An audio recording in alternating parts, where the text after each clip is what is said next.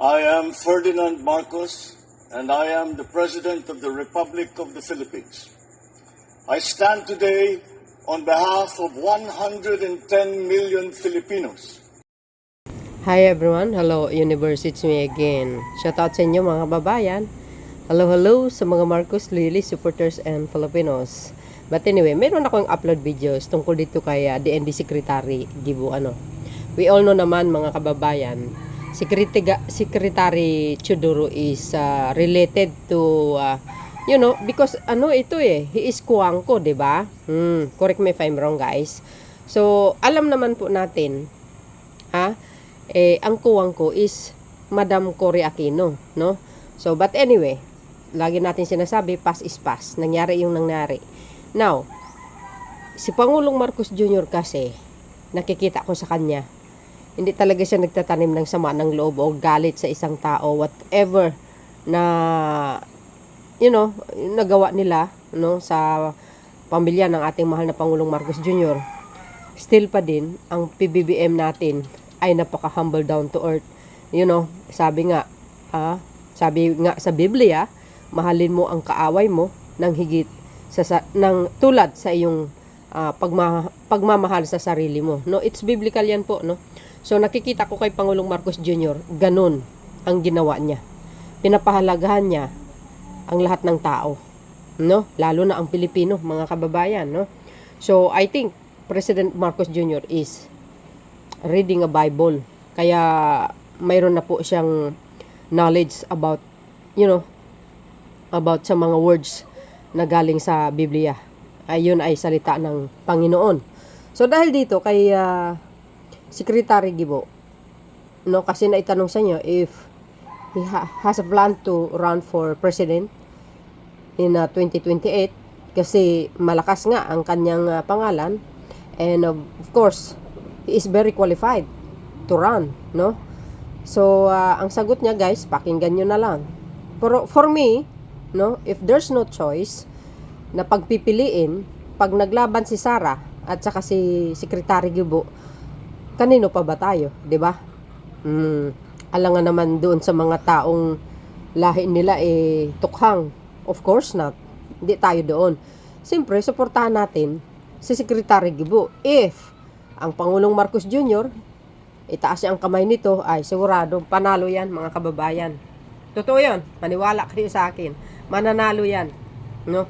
Kasi I've been in social media for how many years, guys, no? So nasubaybayan ko si Secretary Gibo at nakikita ko kung base sa experience, bihasa at dekalidad ng kanyang pinag-aralan, ito talaga the best, ito talaga si Secretary Gibo. Kung i-compare mo doon sa isa, sa babae, wala. Sabi nga ni Secretary Gadon, immature, walang alam, lack of experience pagdating sa pamumuno. Pero si Secretary Gibo, in fairness, mga bes, ang dami niya na talagang experience, no? Talagang para sa akin very fit siya sa pagkapangulo. Kung i-compare mo naman siya kay Senator Tulfo, Rafi, mas dekalidad ang pinag-aralan din ni Secretary Gibo dan Senator Rafi Tulfo. Kaya lang naman sumikat si Senator Rafi Tulfo is yung tulong-tulong naman, 'di ba? Tulong-tulong. Pero pagdating sa sa pamumuno, very experiencado, kay Gibo na lang ako. Kasi guys, sa akin naman, sabi ko nga, kung ano po ang Pangulong Marcos Jr., doon ako. Ako naman, kahit sino siguro na Pangulo ang upo sa Malacanang, dilaw man yar o anong klaseng kulay ka, as long as maganda yung pamumuno mo sa bansang Pilipinas, walang korupsyon, walang patayan, walang tukhang, susuporta ako. Because he is the president Karapatan natin na mamayang Pilipino na suportahan ang leaders ng bansa. 'Di ba? Ganun lang 'yun kasimple. Pero para doon sa mga politician na magnanais, tatakbo sa sa mataas na posisyon, dapat talaga mga kababayan, I learned something from kay Secretary Gibo.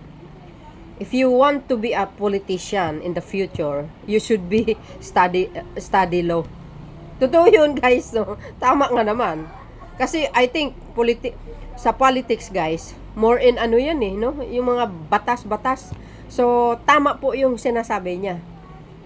If you want to run in the higher position sa politika, dapat talaga mag-aral ka ng abogado. Tama po yun. Tama. Exactly. Yung mga ibang senador na nasa Senado, well, I think some of them are not talaga are not know how to guys, no? Hindi nila alam kung paano gumawa ng batas because they are not lawyer. Kasi mayroong isa doon na nakikita, wala pa yata siyang pinasang batas. Kundi, well, kayo nang bahalang magsalita, manghumusga mga kababayan. Para kumpleto detalyado, no?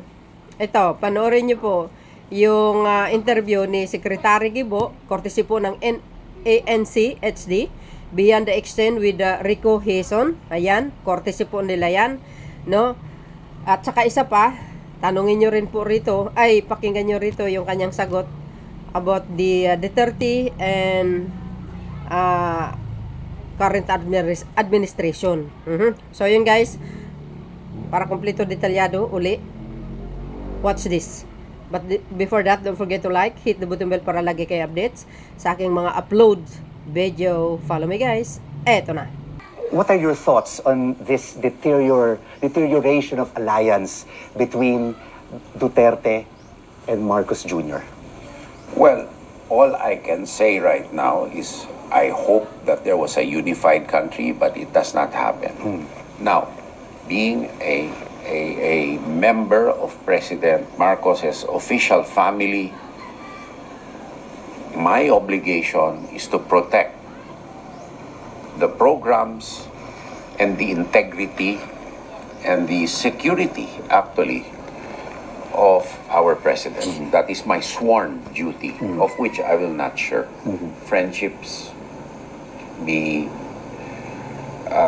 sorry for the term, but friendships aside, this is job, this is country, this is my honor and dignity on the line. And my father served with President Marcos, my mother did, I did too as Kabataan Barangay. I've known the president since we were young, and the trust and confidence we have in each other is quite deep, and no other factor can go between that, You ran for president, Secretary Teodoro, in 2010. What was the feeling when it was an unsuccessful campaign? Well, of course you get disappointed, but then you have to move on. And I think that was a blessing in disguise, because I became a CEO of some companies. I became an independent director of the banking system, the stock exchange. So, I mean, the learning curve continued. That's why I mentioned you can also handle a finance portfolio, and you can have other portfolios apart from the defense job. The defense job comes with a comes with, I knew the cut in the paycheck I would be receiving. But if you're doing a finance job, on non-private, non-corporate pay scales, Yes. I think I would have a harder time doing that. So, is it still in your plans to run for higher office? Because I spoke with political strategist Lito Banayo, and he told me among the cabinet members, you would be one of the favorites to run for president in 2028. No. Hey, You're one of the most qualified Yes. to run totoo for yan. higher office Even I'm Marcos in 3 years' loyalist. time. right vote now, for him. I think that's still far away. Of course, I'm a political appointee. I do have the options, but I think if I don't focus right now on my job, I will leave two dissatisfied constituencies. First is the constituency to my organization that I'm working to them and us to the max, beyond the call of duty. So if I don't see it through, at least to a stage where the process will not be reversed to where we want to go, then I would have failed that constituency. Secondly, I would have failed the trust of the president, who is my principal, actually, being his alter ego in this most sensitive job. Now, the political opportunities, they will come. But at least with the two national runs, I'm in a better position to analyze whether it's worth it or not. You think it's worth it? At this point in time, I can't analyze. I mean, it's still far off. It's still far off. No? But definitely, I will help my province. My family, Nikki is helping that province very, very much. She continues her advocacy for child welfare. She is continuing to push for child protection, which is sadly, not given enough attention. So, How supportive is your wife with this very stressful job I that you have as Defense Secretary, 24/7, on the ball, every day? I could not ask for a more supportive family than I have. They have done more than their yeoman's share of temperance, of enduring the temperance required for me to perform. And I'm blessed by God for that. Not only Nikki and Jaime, but of course my mother too. How big of an influence was your mother and father in your career? In my career, not that much, because I did what they didn't want, actually. My father wanted me to be perhaps a career financial executive or a technocrat. He didn't want me to be in... Earn the big bucks. Yeah, but... In the private sector. Not earn the big bucks, but he didn't want me to be in politics. In politics. Yeah. My mother... with my mother, though, it was more the moral discipline that that she embodied. But she's really one of the most selfless people that you will ever find. And I'm really, really happy that Nikki, takes care of my mother like her own true mother. My father loved, had the daughter that he never had, and I was just the son-in-law. With my father and I, although I knew what his reputation, our personalities could not be further apart from each other. I was a politician. So who inspired you to be a politician? Well, it was family pressure also. It was the family, And then the one who told me to take up law was my grandmother. She told me, if you're going to continue in politics, you better take up law. If not, nakakaya ka. And your classmates, Secretary Teodoro, always described you as very intelligent and an unconventional nerd. What is an unconventional nerd? A nerd that can make a joke. Unconventional because they never saw me reading. They never saw me reading. I can be quite entertaining at times. I ask my staff. Well, we want to see that. It's Well, always you a very, wanna see. a very serious conversation. At that time, I wanted to be an accounting major.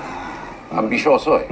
Then I decided finance was better. Finance is better. And then you went to law school. Yes. UP and then went to Harvard. Yes. Magaling pala What would you talaga. tell your younger self, Secretary Teodoro? And were there any regrets that There you were. would like Yeah. to forget? I should have grabbed all the educational opportunities that were being offered to me before. But because of the allure of